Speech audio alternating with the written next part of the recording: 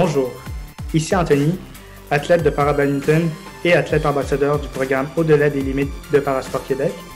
Aujourd'hui, on va vous décrire le parabadminton. Je vais poser des questions à Émilien Langelier, qui est un athlète de ce sport, et il va vous décrire le parabadminton. Je vous souhaite un bon visionnement.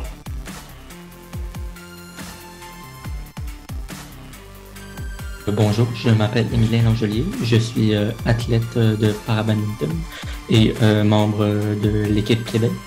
J'ai été champion du Québec en simple et en double et j'ai aussi été champion canadien en double.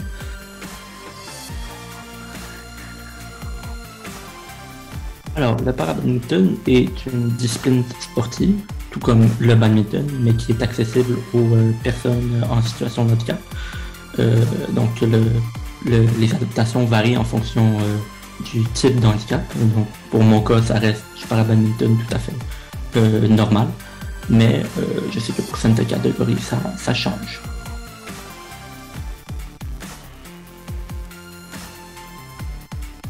On retrouve différents types d'handicap dans le parabadminton. Il y a 6 catégories distinctes dans la pratique du parabadminton. Il y a 2 classes pour les personnes sur fauteuil roulant, 2 autres pour des personnes que leur mobilité est affectée, qui ont, mettons, des handicaps au niveau de leurs genoux, de leurs jambes, que leur mobilité est affectée.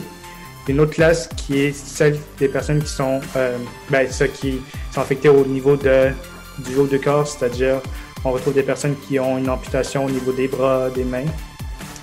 Et la dernière est celle qui représente les personnes de petite taille, qui est nous en fait. Et c'est ça, comme le nom dit, c'est SH6, qui signifie Short Stature. Et ça rassemble des personnes qui ont le nanisme, comme nous.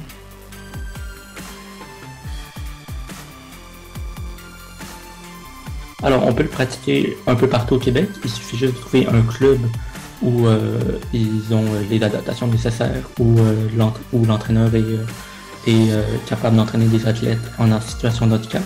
Sinon, vous pouvez directement passer par l'équipe Québec, donc en écrivant vos représentants Christian Guibault. Et c'est tout ce qu'il vous faut.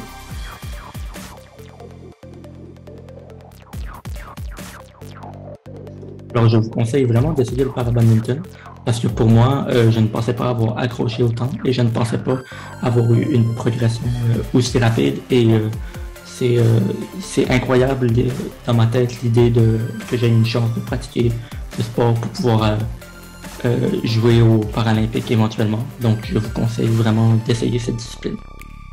Merci Émilien pour ta présentation. Tu nous en as beaucoup appris par rapport au parabadminton. Pour les personnes qui sont intéressées à pratiquer le parabadminton, je vous invite à aller sur la page de Parasport Québec. Vous allez y trouver toutes les ressources qui sont offertes pour la pratique du parabadminton.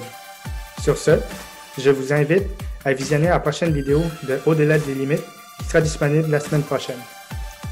Je vous encourage donc à rester actif et à bouger.